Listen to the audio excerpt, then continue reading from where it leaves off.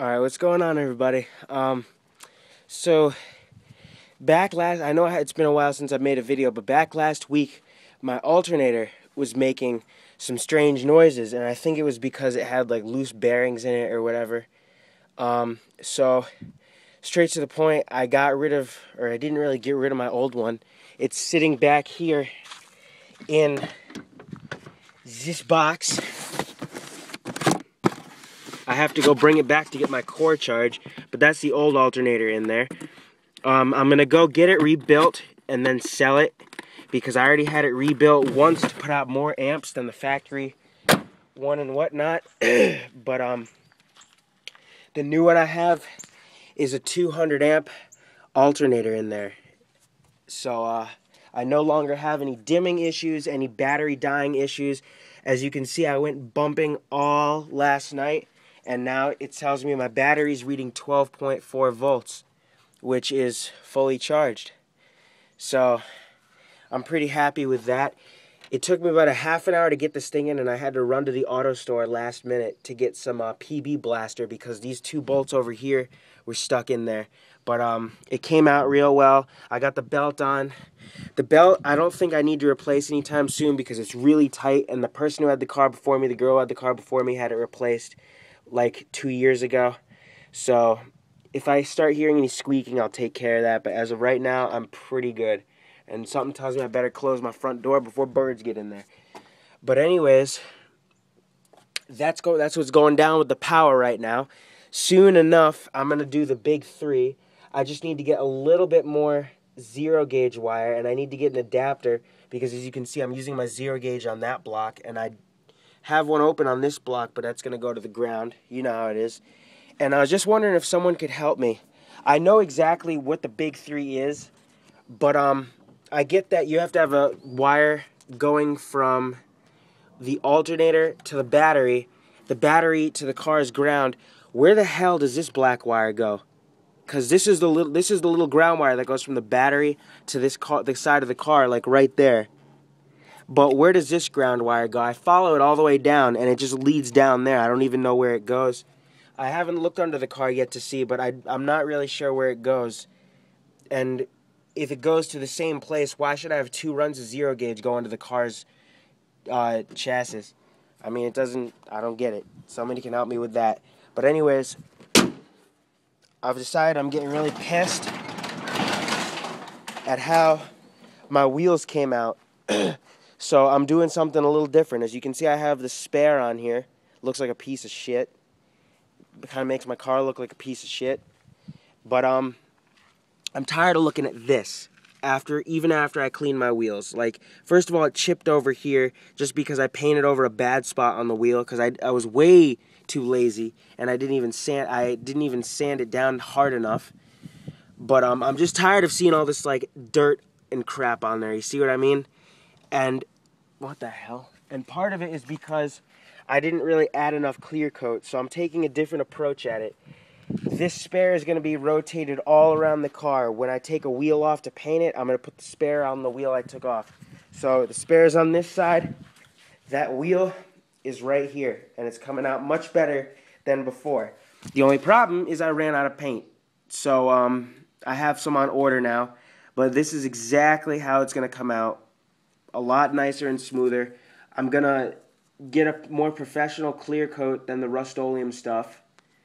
And yeah, so that's my paint process for the wheels, what's going on with that right now.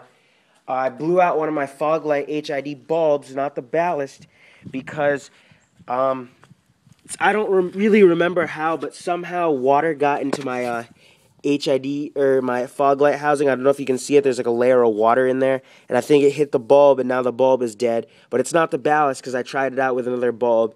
But I have to drill a little hole on the bottom of this one now to let the water drain out, just like I did to the other one, and I've had no problems with that.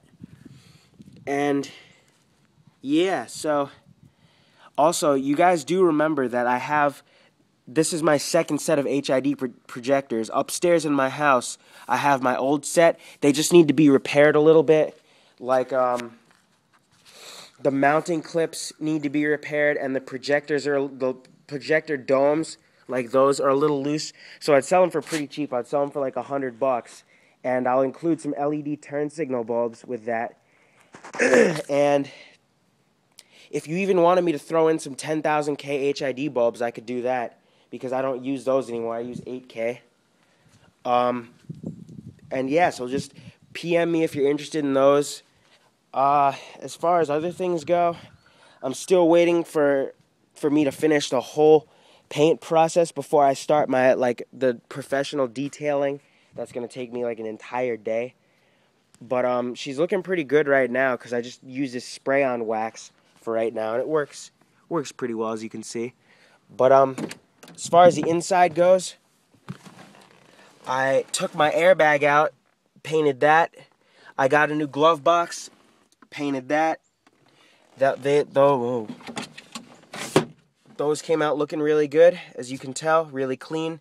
I keep my dash clean. That's like my #1 goal. I'm in the market for new cruise control buttons. If you guys have an extra set, or you know somebody who's selling some, I'm really looking to get some where the lights work, because this side I'm tired of guessing where resume and coast is. It just gets annoying. And I also got a new cup holder. This isn't the new one, but I did a different design with it, where I painted it pearl. It's going to look just like this, but inside each cup holder and this slot, I added a black Rust-Oleum paint, and it came out looking really cool. And then I'm going to put some rubber on the bottom, just because, see how dirty that got? It's nasty how dirty that got. Yeah, so that's pretty much it. Still got the same amps, same subs. All that's going real well. I'm going to do a custom stereo mount, because another question I have for all you guys is, I don't know if you can tell, but this, like, head unit, I couldn't fit all the way in, because the screen would open up and it would, like, the air vents would be blocking it. How do I get around that? Like, do I have to build my own freaking stereo mount somehow? But it's just getting annoying, because this car has so much power where when I, like, push the gas hard, the stereo sometimes comes flying back out at me, and it's really annoying. I really need to get it mounted in there. But, yeah, so if you guys can help me with that, and that last ground wire, the big 3, I'd really appreciate it. And of course, I'd give you a big video shout out. Which reminds me, I have a new subscriber who I want to give a huge shout out to. Is YouTube's Explorer Lover 21, I think. But he's got some excellent bass videos, and I gotta hand it to you, bro. I liked that one where you were shaking the top of that what do you call it, like that pavilion or whatever it was. That was pretty good. But yeah, you guys keep putting out those bass videos. Subscribe to my channel. I'll return the favor. And yeah, that's about it for right now, I think. Is there anything else? It's not really much, except it's about like 82 degrees out here, so I'm enjoying it. I've got to wire in a new rear LED strip, because mine broke over here due to some lousy friends, but you know, that's bound to happen.